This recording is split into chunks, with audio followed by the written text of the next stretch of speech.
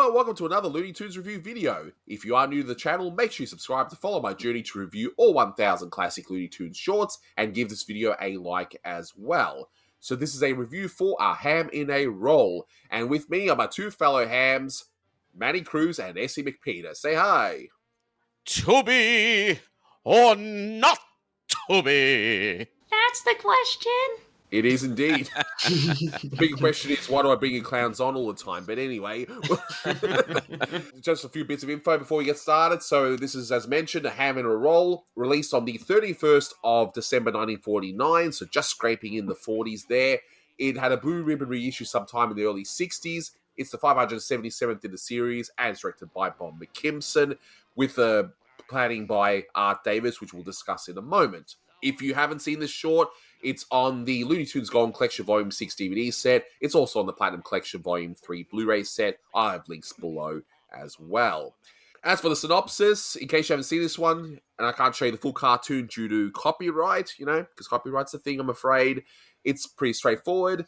So you got this dog who is in low comedy, doing all sorts of cheap gags and cartoons. He decides, you know what? He wants to perform Shakespearean from here on, and every time he tries to do so, he gets bothered by the Goofy Gophers. So, there you are. To die, to sleep, to gophers. So, this cartoon was originally to be called A Hammy Hamlet, and that's based on the studio draft. And the short itself, as I mentioned before, was planned by Art Davis, and this was to be directed by him, but due to the studio dissolving his unit in late 1947, this short was given to McKimson to complete, and also has two animators from the Davis unit, Bill Melendez and Emery Hawkins, which you can see in the credits. And the dog is also based upon actor John Barrymore. If you want to know more about the creation of this short, I'll be linking an article by my good friend Devin Baxter, where he goes a lot more in-depth as to when the track was recorded, and of course who animated what. So boys, we're ending 1949 with a bang.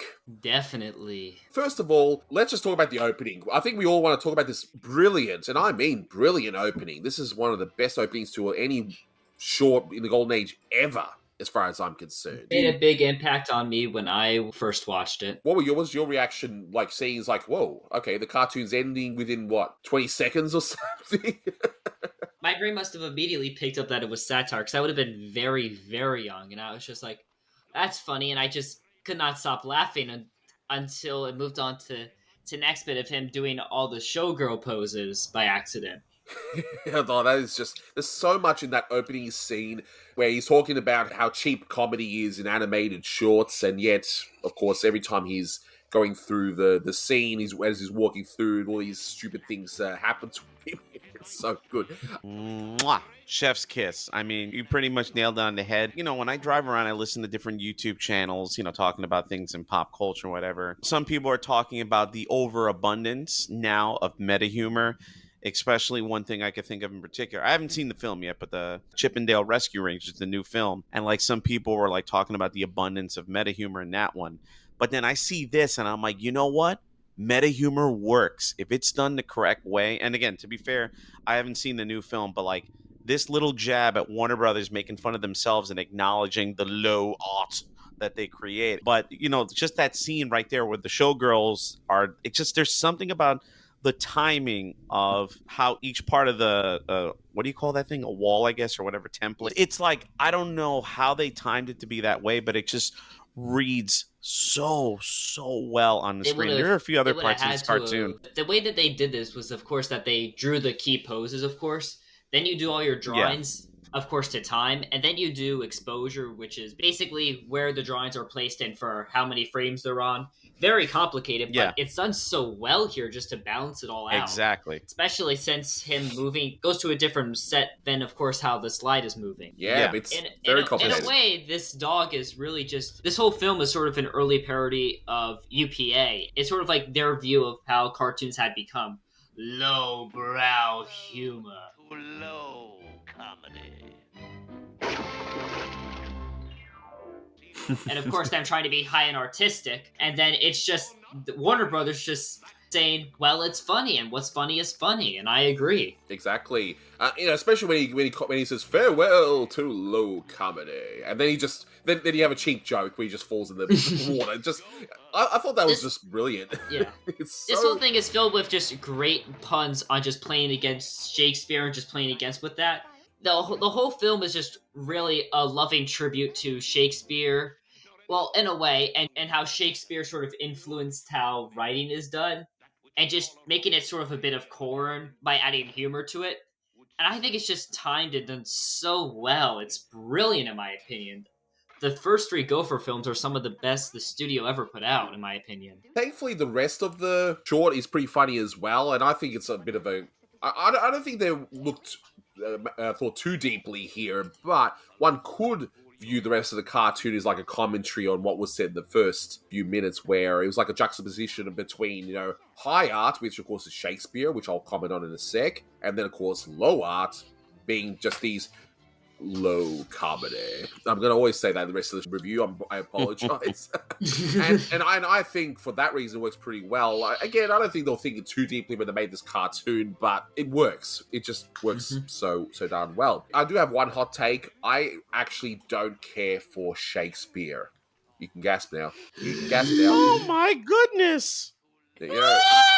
And then it's like angry comments in the below. No, I have studied Shakespeare and that, but unfortunately, I don't particularly care for the Bard. When it comes to the movies, the plays themselves, or seeing it performed, I don't care for it. If you do, that's great, but I don't know. I don't particularly care for it. But for those of you that do care, here are all the Shakespeare references in case you might not have known one or two, or for those who have just started getting interested into Shakespeare, which, hey, despite my feelings, if you are getting into Shakespeare and you're interested, go for it. So you got Hamlet, Act 3, Scene 1, of course, Hamlet.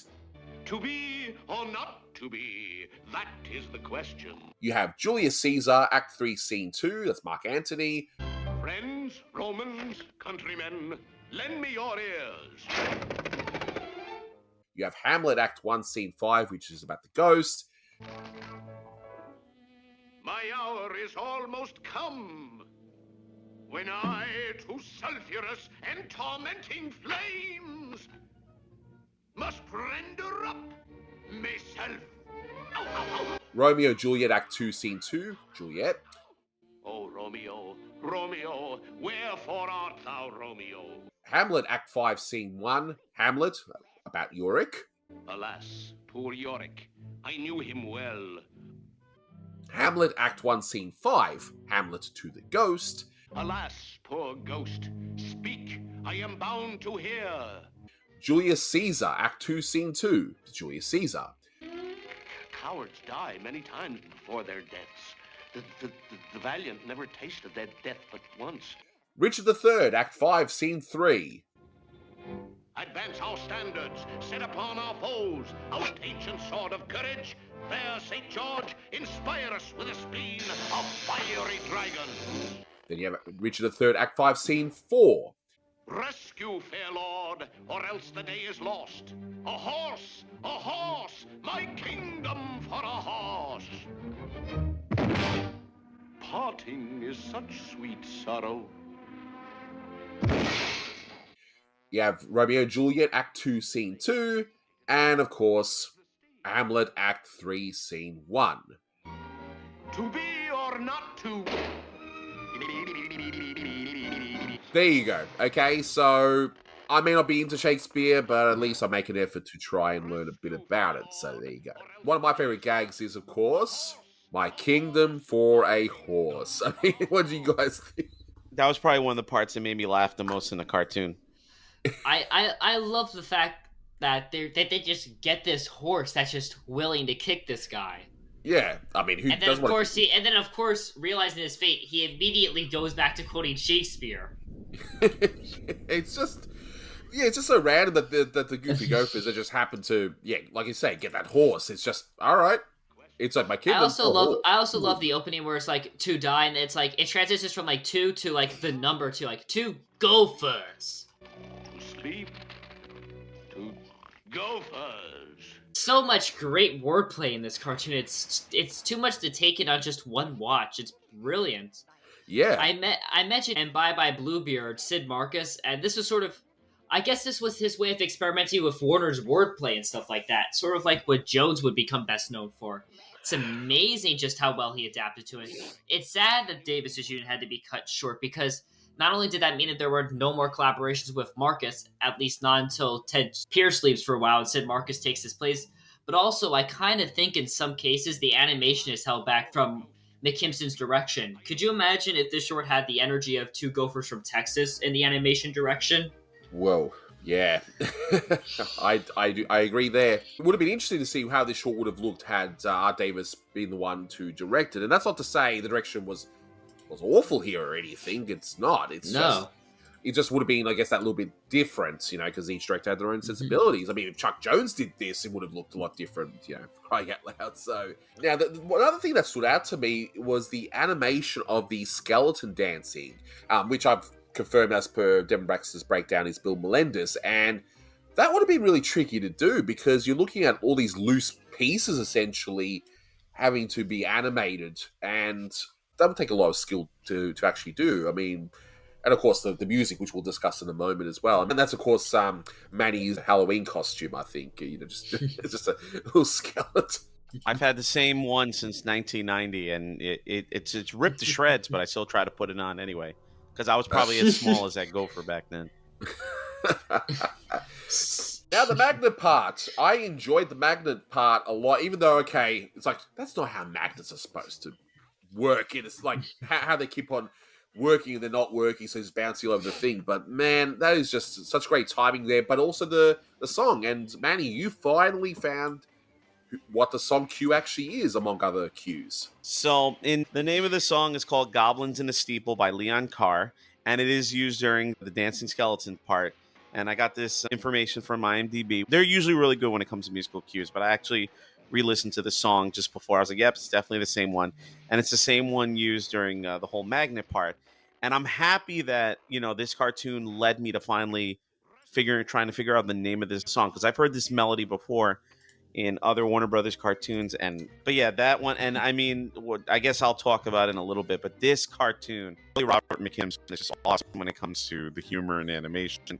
And also you see the remnants of the Davis unit's efforts. But this cartoon is like a smorgasbord of musical cues, and I'm like, wow, Carl Stalling went nuts. And this is like the perfect example of him doing his quoting or his Mickey Mousing to the scenes of this cartoon. It's like, I'm like, wow, this is like one of the most chock-full ones I've encountered so far. Any other parts that you enjoyed, Manny, in this cartoon? For me, the whole big thing, and you mentioned it before about the contrast between high and low art, and musically, there's something very interesting when it comes to the whole concept of high and low art, and just seeing how the dog he wants to be a serious actor, he wants to do Shakespeare, he's involved in comedy.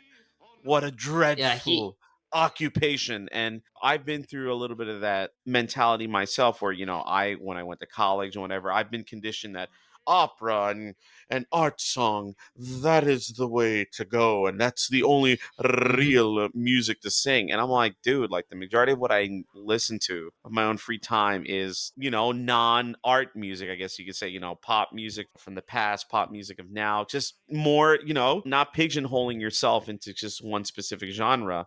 And it's cool that in this cartoon, they're making fun of those people who I've encountered a lot in my times as a musician that take themselves way too seriously. And, not realizing that there's a lot of fun to be had in, playing against type or doing things that you're not accustomed to doing. Yeah, the soundtrack does also reflect like what you're talking about with high and low art, because when the Doggers were signed, they're playing like Poet and Peasant Character Overture by Franz von Zuppe, and they're playing Rebstraw No. 3 in A flat minor. But then, of course, we have like pop songs like Merrily Roll Along, Goblins of the Steep, like as you say, because that one be a bit more recent. And then we have like the soubrette on the Police Gazette, stuff like that. Yeah, exactly. And as you say, well, both of you really here, that Carl Stalling absolutely had a field day on this one. Absolute field day. Poet and the Peasant's been quoted a lot in these cartoons. The Earl Koenig, when he's reciting Richard III. Pieces from Liebestraum from I think it was Mendelssohn off the top of my head. But and of course, other Warner Brothers standbys in My Merry Oldsmobile, the Merry Melodies theme song. And there were some other ones that I was not familiar with. I was looking, oh, You Ought to Be in Pictures, I'm Forever Blowing Bubbles. The opening titles has a song Love Me and The World Is Mine, which I have to listen to later on. That was one that made me laugh a lot, when the dog was about to drink and then the gophers poured a bucket of water and then by a waterfall. I'm like, that one got me. O Romeo, deny thy father and refuse thy name. Shall I bear more, or shall I drink the joy of life? 'Tis but thy name that is my enemy. As I've gotten older, it's just like, this is how I appreciate these cartoons more and more. That I've said it before in other commentaries, but I could recognize the cues. And this was one that I did not know the name of the song, but You Don't Know How Much You Can Suffer. And that's the music that's playing when the dog is like literally knocking the pies out of his ears. And I got a nice chuckle out of that. There's so much to like about this one. So, again, as I mentioned, it's got a brilliant opening, and then the rest of it's just a series of gags, which, again, is all about the juxtaposition between high and low art, which I think is fantastic. But just to slowly wrap things up, I'm going to give this one a score. I mean, this one made me laugh so much. Some might say I'm being too generous, but no, I'm giving it a 9. I think this is a really funny cartoon. One of the best openings ever in not just Warner Brothers cartoons, but just cartoons period in terms of the golden age. And I think, yeah, this one's just incredible. I mean, starting with USC, what would you rate this one? I'd have to rate it a 9 too, because the opening works so well. You can't do that sort of opening on any sort of cartoon. It has to work with the satirical element, and it has to plant perfectly well. You really get an idea of why he's frustrated from that opening, and it's really funny. Exactly. And Manny, what would you rate this one? You know, watching it, I didn't laugh as much as I anticipated. I was having more of like smiles, and I definitely got chuckles a lot from the musical quotations. So I'm going to bring it down a tad bit, but it's still a really, really good cartoon and a great way to end the 1940s. I'm going to give this one 8 out of 10. Okay, that's fair enough. And yeah, as you just said, that ends the 1940s. Woo! Yay! Woohoo! You know, so much of a interesting journey going through the 40s, you know, having to retool commentaries into reviews and all that sort of stuff. But no, we're getting there. We're getting there. We're getting to the 60s, the real good stuff. Well, 1950s first, and we'll have some fun doing so, because there's still so many masterpieces to come. I mean, look at 1950; it's just chock-a-block full of really amazing cartoons. So I can't wait to delve into them. After, of course, I do the 1949 year in review. So, as always, guys, thank you so much for watching, and until next time, take care. That's all, folks. And you know I'm not going to go a commentary without making a Simpsons reference. So here it is. Ham.